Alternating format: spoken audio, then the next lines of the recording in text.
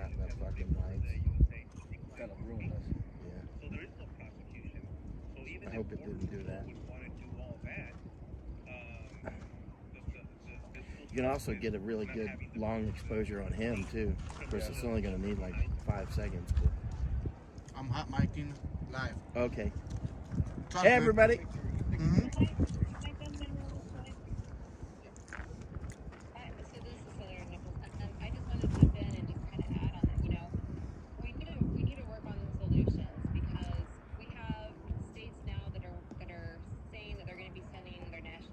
Oh, she was just here. Well, my understanding is all they're going to be doing is they're not really there to defend our borders. We have an invasion going on. We know that that's what's transpiring. We have areas in our constitutional documents, our constitution, to protect our borders. And if our federal government isn't going to participate and do that, then there are provisions within the constitution that allow the states to be able to go ahead and declare an invasion. So one of my thoughts is that that's the road that we need to be. We're going to have to support them because we know the federal government is not going to do anything about it.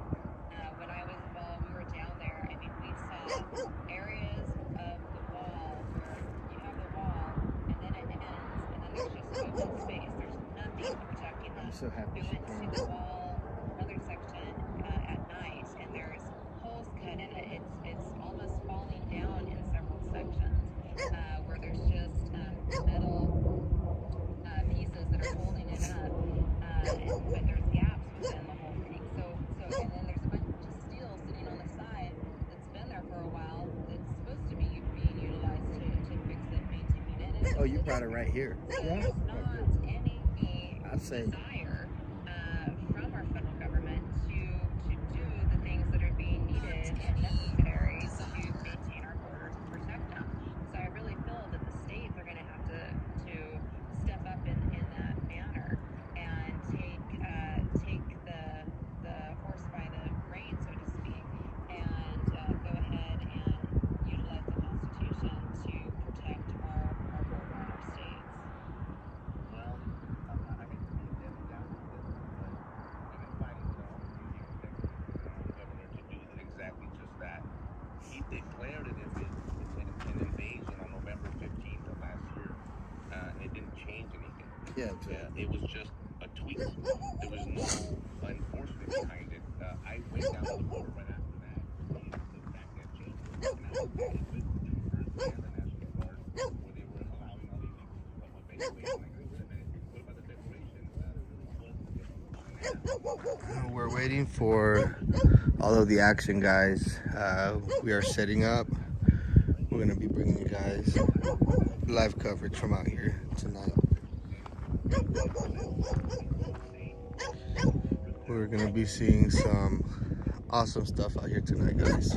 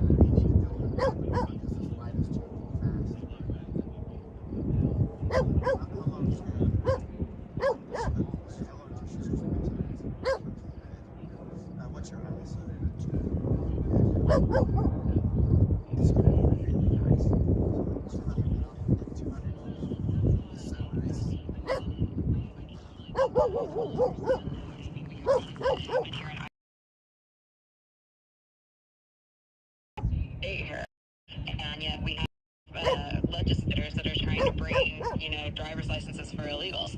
So I totally understand that, but it doesn't seem like that is getting out there that much. Instead, we have governors that are like, oh, we'll just send some National Guard troops down. Well, what people don't realize is that they're not there to secure the border or to turn people away necessarily. a few that are able to do that. But, you know, there's a lot of questions that come up to me just in regards to sending the National Guard. You know, like, what is their mission going to be while they're there? Who's paying for this? Who are they going to be under for command? You know, so there's a lot of questions in regards to that too. But I really feel that the legislatures in each of their respective states need to start demanding that governors do take action, that the legislature takes action, and that you know, we start following, that we follow the law that we have set up. We have a process. We've always had a process. It's just being ignored, and you know, and there's a lot of money that's involved in it, I believe. I do see that Senator Brian Lenny is listening. Sent him an invite to come up.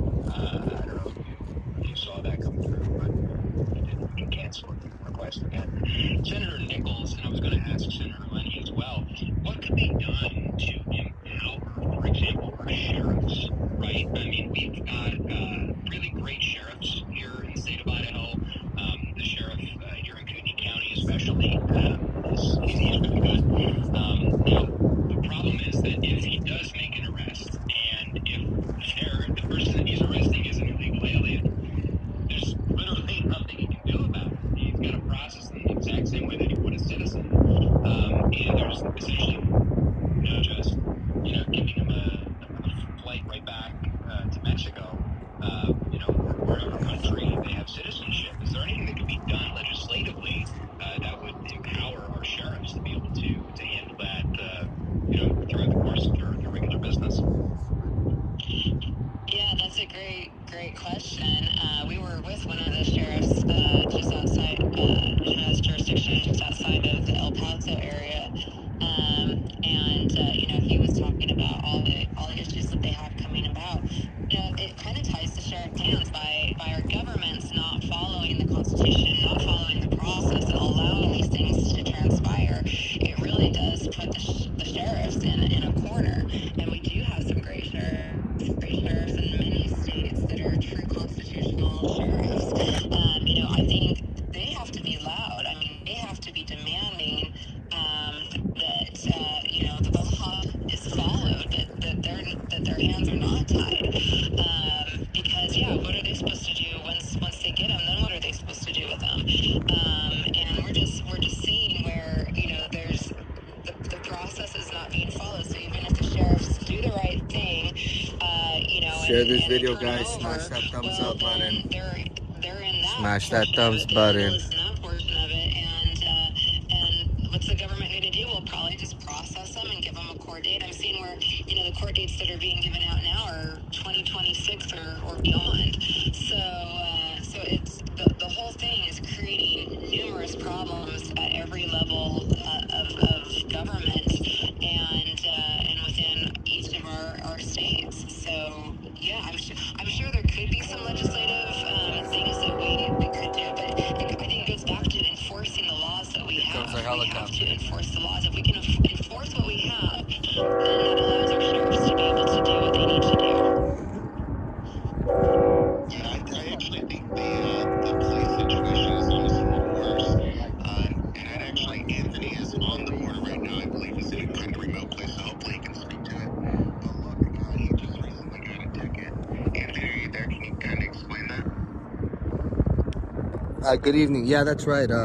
Just maybe about a week and a half ago, when all of the migrants were all over downtown El Paso, as I was doing my live report down there, I was being obstructed from walking on the sidewalk because of so many military-age males on the sidewalk, all on the floor asleep, passed out. And so I had to walk next to the sidewalk on the street, right next to the curb, and the police department lost their mind and went and gave me a ticket. Mind you, there's people defecating in the street, urinating at every corner. There's prostitution going on. There's drug use happening. There's people drinking alcohol out there. There's elderly ladies being attacked, robbed. But they go and they literally ticket the only American that was pretty much out there. They said that because they could not prove citizenship of these individuals, so they don't even give them a ticket. It's definitely a double standard, and it's sickening to be seeing American citizens begin getting treated as third-class citizens. These individuals are basically taking over. What we're seeing right now, and I say it over and over, the replacement theory is not a theory at all. And they're not trying to replace just the white people. They're trying to replace every single American that is in this country. We have to think about the vaccine that was imposed on so many people and hurt and killed so many people, while they're importing a healthy working class whose spirit has already been broken in their previous country of origin, and they will succumb to whatever the U.S. government is willing to give or whatever the U.S. government is demanding of them. Now, something to take notice here is in California, there are cities where they're allowing illegal aliens or non-citizens to become peace officers. Individuals like Gavin Newsom who have aspirations for the presidency. This is going to be the new normal, and these are going to be the individuals that are going to be taking over.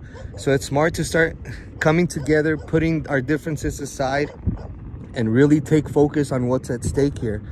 We are at a war right now where not a single bullet needs or will be fired, and we are running out of time on this country, guys. It is much worse than what any of y'all can actually think. It is much worse than what you can actually see on your phone every single night, guys.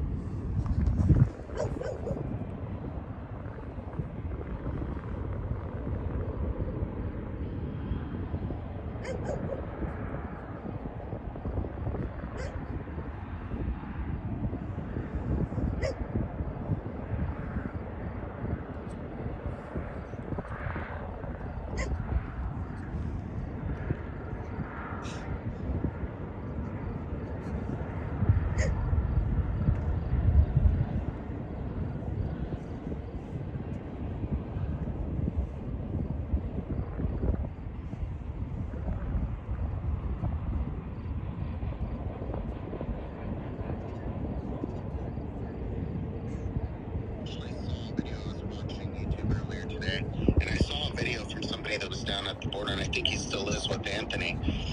But in his video, there was a lot of Haitians who had just, crossed the Rio Grande, and they're sitting there, and they start talking. They're being interviewed, and they're saying, we thought that there would be more for us here. We thought that you guys were going to be welcoming and giving us stuff, and that you guys wanted to help us more. A lot of people are under this false pretense that coming here, we're just lining up, laying down roses and saying, we don't care that you break our laws. Come on in, we're going to give you everything. And I think the problem is there are a lot of NGOs and, government organizations as well that are doing those things. So there is a lot of mixed messages.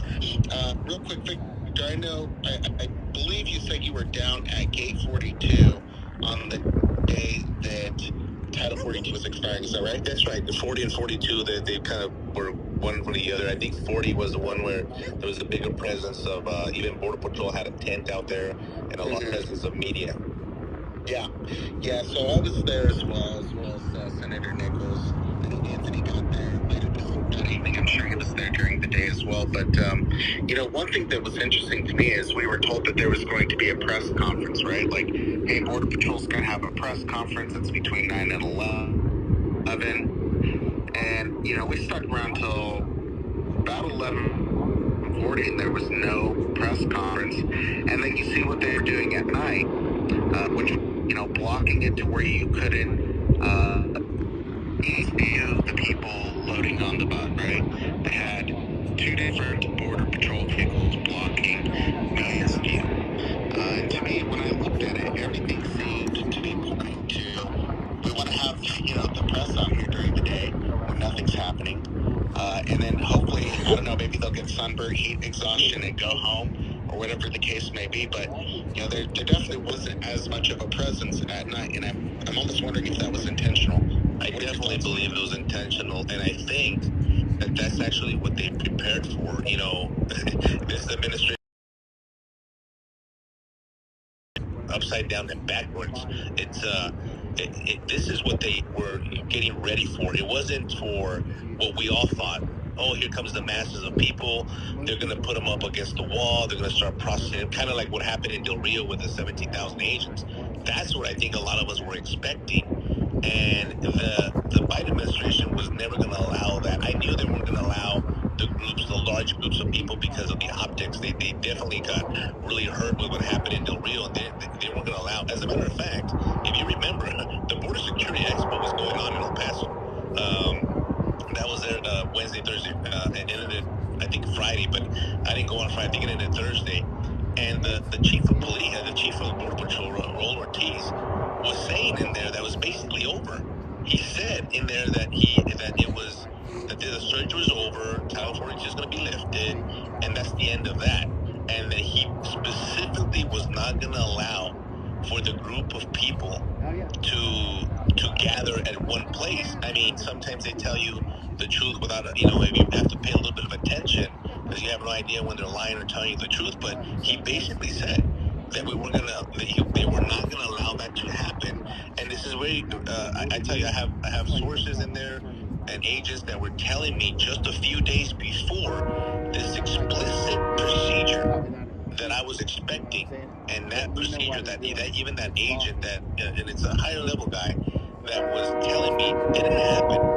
And I'm like, okay, so I don't even think they communicated this to their own people until the very end, so they wouldn't be able to tell other people like me what was going to happen, because they told me they were going to process the people, bring them into the facilities, and actually book them. The processing, and I've been trying to kind of educate people on a true processing is like a booking. If you get booked into the county jail for any other violation of law, you get your picture taken, your fingerprints, all these things happen. They create a file, and for the illegal, it's called an A file, and they issue an administrative number, something that this administration has been doing for over 2 years.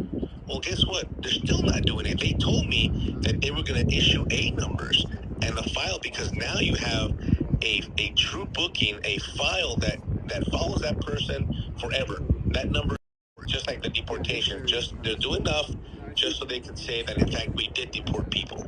But that's part of the booking and the process to get a health screening. Well, you can only imagine the hospitals, how full they get with the health screenings, because they have a lot of health issues. I mean, I saw people in crutches, legs bandaged up. I don't know if you saw those when you walked around the area, but I saw a lot of people with a lot of health problems, visibly. And that's all they want is like, take care of me, take me to the hospital. Something comes up wrong with their screening, the first thing they got to do is take them to the hospital. That pulls more agents from the line for hospital watch. It's a mess. But I was expecting this to kind of happen. They opened the 2 elementary schools in El Paso to house them because there was no more room in the soft-sided facilities. And so I said, okay, I could see this massive processing at once, and they even told me they're going to take groups of 200 to 300 at a time and issue them numbers. Never saw that happen. And so I was very surprised when I was standing there where you guys were, and I sorry I missed you there, and I'm like, when is this going to happen? I mean, the Title 42 is gone, and we're standing right here, and nothing is happening. Well, you're absolutely right. This is the way they planned it. They had it planned. A lot of the information that I've gotten from other agents is that they're not even putting anything on email. There's no written instructions. Everything is oral. So in case somebody requests a FOIA request or something, there's going to be no record of this instruction. And I think that's exactly what happened. At the last minute, the instruction came down. This is the way we're going to do it, and that's what we're seeing right now. Yeah, absolutely insane.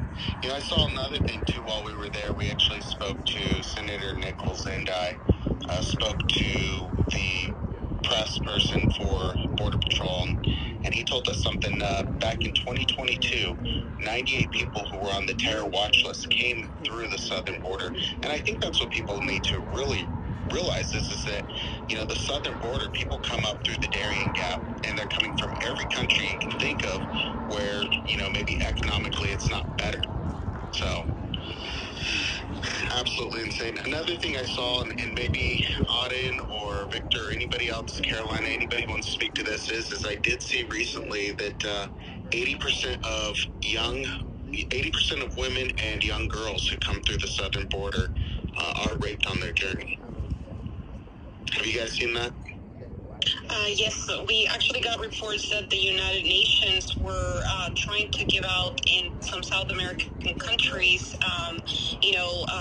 birth control, the next morning pill, because, some of the rape reports were so young. So, yes, it is something that is happening. And their way of, trying to solve these issues is by providing contraceptives or, perhaps we don't know what's going on with the clinics. I know in Mexico they were getting some fundings from America to try to, fund the abortion industry. So there's a lot going on that people are just neglecting to realize, by, enabling this behavior to come in and, invade a country. Yeah, I actually saw Michael Yon, who was on here earlier. I think he's having audio issues, or was. He's down on the border with Anthony, I believe, but he said he airdropped us some pictures to Senator Nichols and myself and Representative Gallagher, where it was, the Plan B, where it was condoms and contraceptives and even, female versions of condoms, just because it is such a large issue that people do face. I have to say, yeah, when we were down, Josh, at the what's known as the Biden wall, or I'm sorry, the Bannon wall.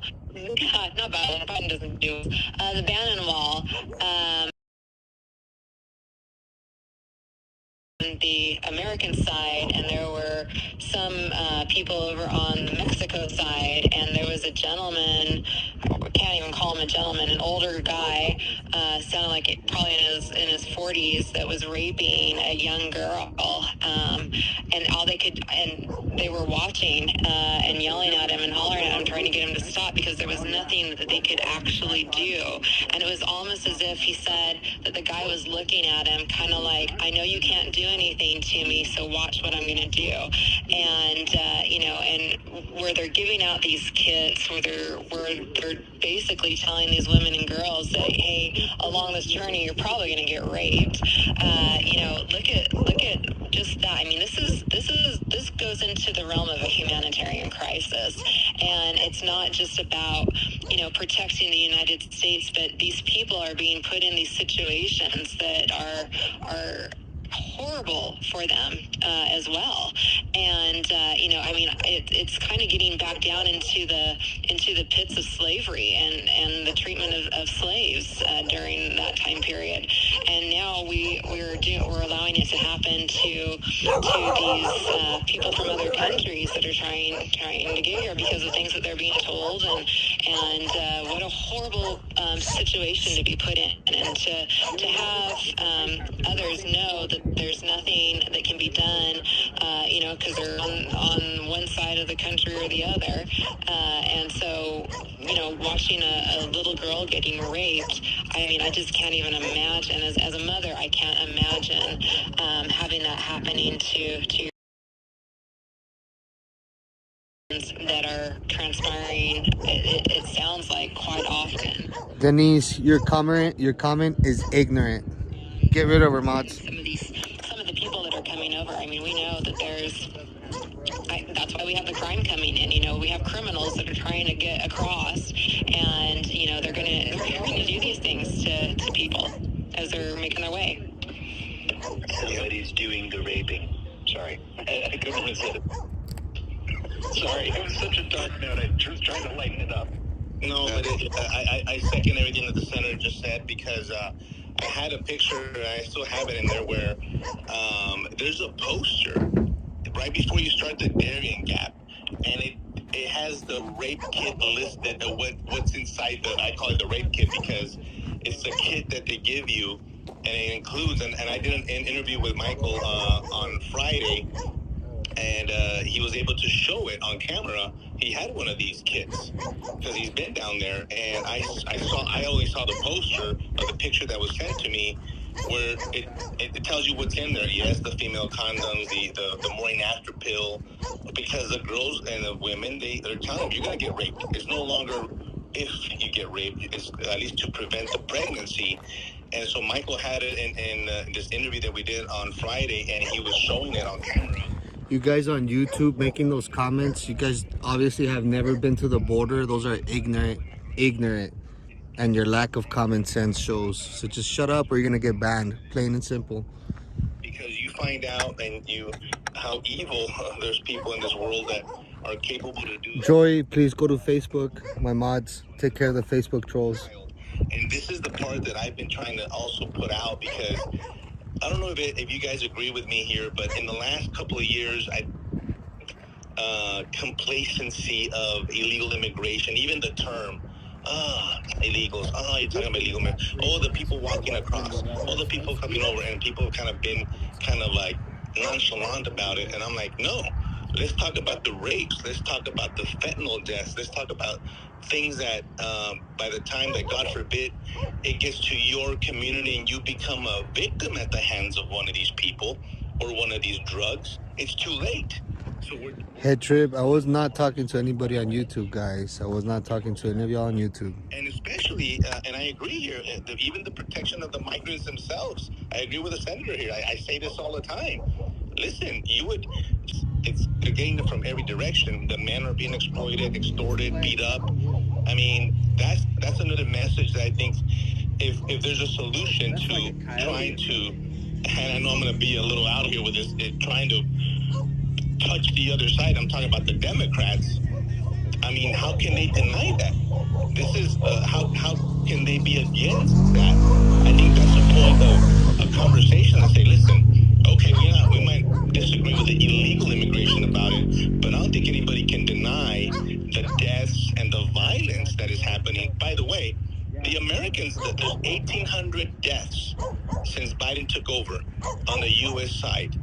And a lot of those are U.S. citizens, rollovers, crashes, all these things that have been happening because of the open border system. Yeah, Carolina, we're going to go to you. I do want to add, before I went down here as well, that just kind of shocks you to your core. But, for me, it's one of those things that I used to be, we need to secure our border because we need to know who's coming in and we need to have it be where we're deciding who's coming in. And after experiencing that, my mindset shifted to where we need to have it where we secure the border and have more and, enable them to do their jobs, not have government get in the way. And really as something to divert people from thinking, I can get to the United States easily. I want families, women and children, I want them to look at it and say, hey, you know what? It's a pointless trip to go there. Refugee status, then I should be coming to the first safe country that I